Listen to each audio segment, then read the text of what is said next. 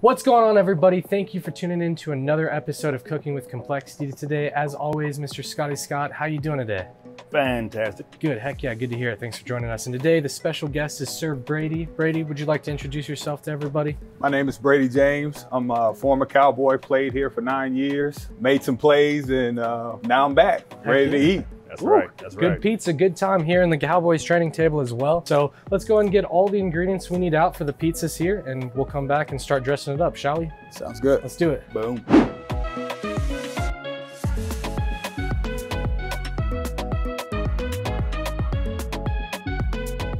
All right, now that we got everything good to go and in front of us, we got the dough, we got our toppings, we got the sauce, everything we need. Let's go ahead and start straight into it, shall we? All right, so I'm gonna go ahead and pick up one of my first ones here. Feel free to take that one there. All right. I think Scotty Scott's gonna do a little bit something different for the pizza today. I'm gonna throw some mushrooms on mine. So I'm just gonna do a quick little saute before we put them in the oven. Heck Oh, yeah. I don't need to spin my dough or anything. You know what I can if mean? you want. You can, Little man. bit if Yeah, you well, want. you know.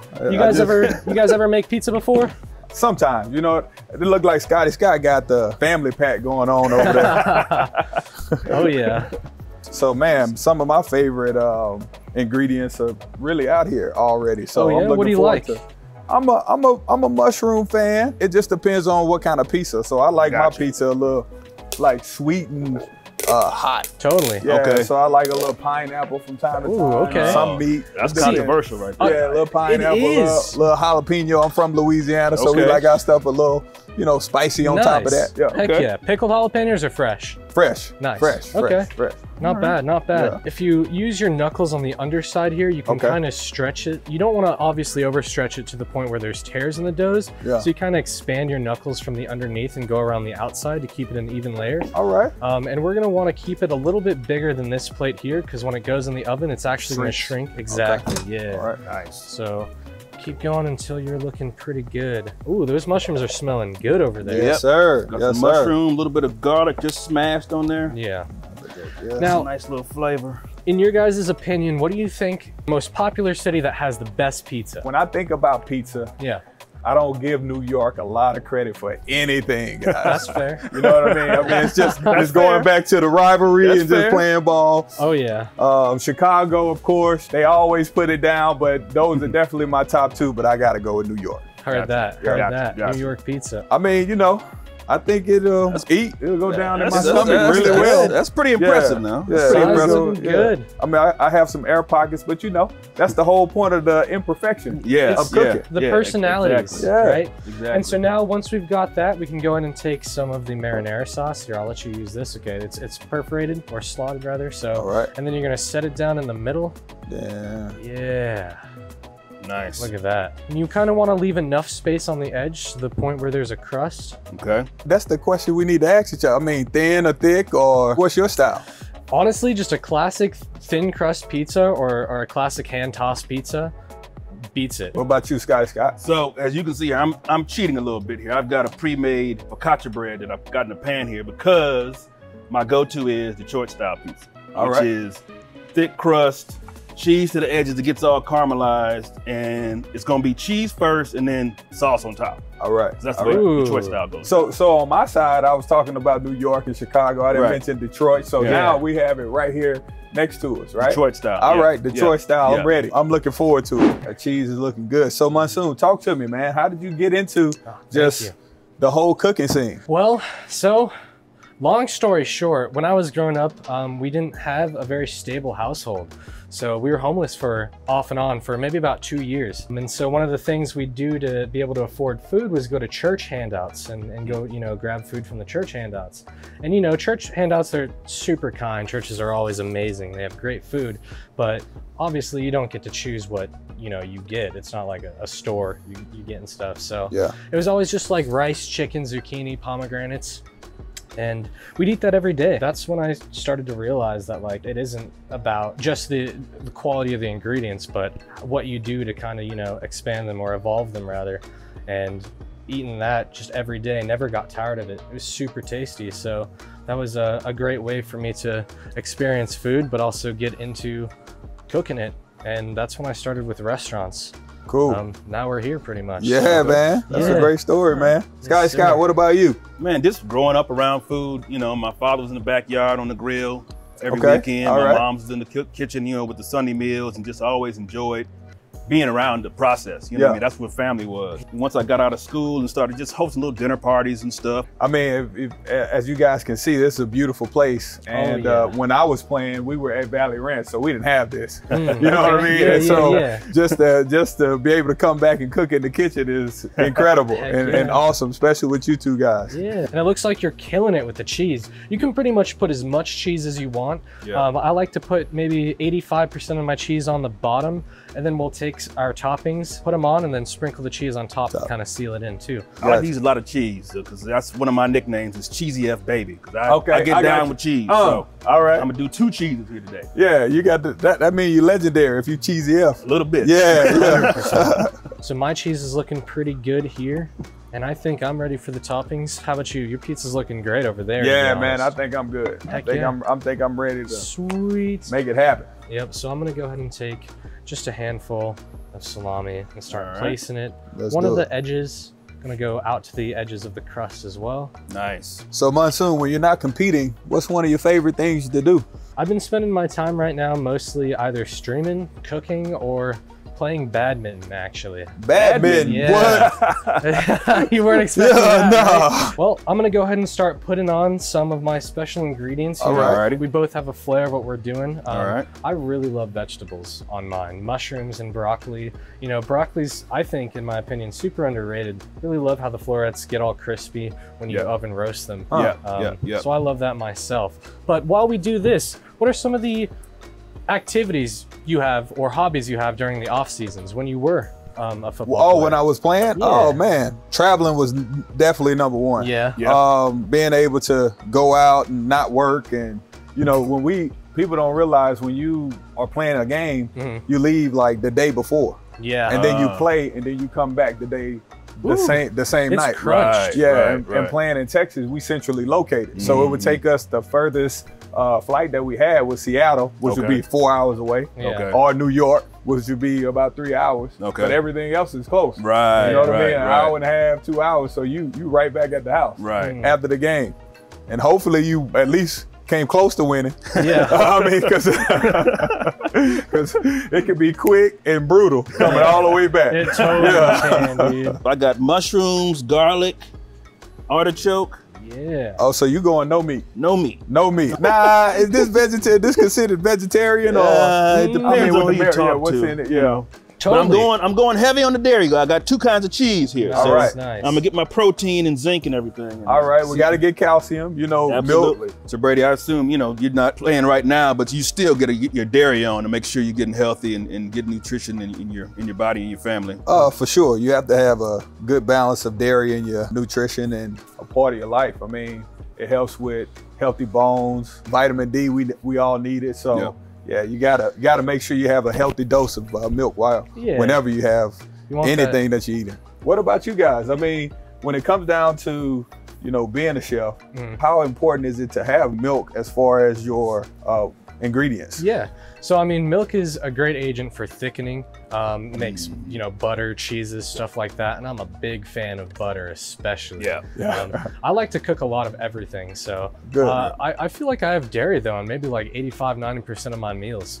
Use a lot of butter. Even just for myself, it's not being a professional athlete, but if you've got a party that you're catering or got an event where you're cooking that, you're on your feet all day.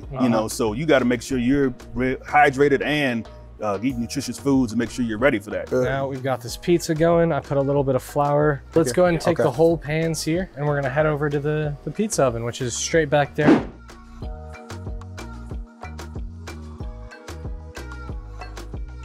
Now we're just gonna wait, come back every few minutes, see how it's looking, turn it if we need to, and then hopefully it'll be done within the next 8 to 12 minutes. Cool.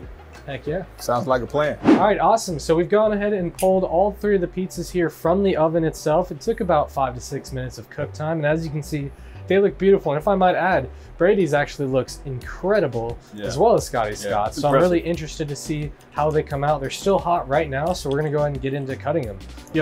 Have you cut pizza before? I mean, yeah, at home. Oh yeah. You know, with the kids, so why not? Heck yeah, go ahead and do I think it. what we go across cross, however many slices you want. Oh man, I'm killing it. Oh, that's all right. It's all killing good. it. You go for it. Looks great. See, that's the professional right there. He started at the crust, then he went in. See, I started in the middle like everybody else does. In the middle works just fine. There it is. Mine, because I used the focaccia, I had to wedge in here. Yeah. It's already got a seam going on in the middle. I just gonna worry about getting it across. Yeah, you putting that elbow grease in. Yeah. Like, you gotta I saw get in y'all. there. Yeah. You really got to get in there, let me tell you. That should be money. Heck yeah, ooh, those artichokes look great. All right, and then we're gonna take a piece from each pizza and put it on our plate, take it back over, and then we'll try it over there. Well, now we've returned back with all 3 pizzas, 1 piece on each plate for us to try. Honestly, they look pretty amazing, despite mine could have used a couple more minutes, I'm sure, but shall we get straight into testing it? Let's get into it. Dude, Let's do nice. All right, who do we start with? I'm gonna start Bradie's first. Yeah. Oh, y'all going BJ's? Let's do it. Crust looking good, a little bit soft on the inside.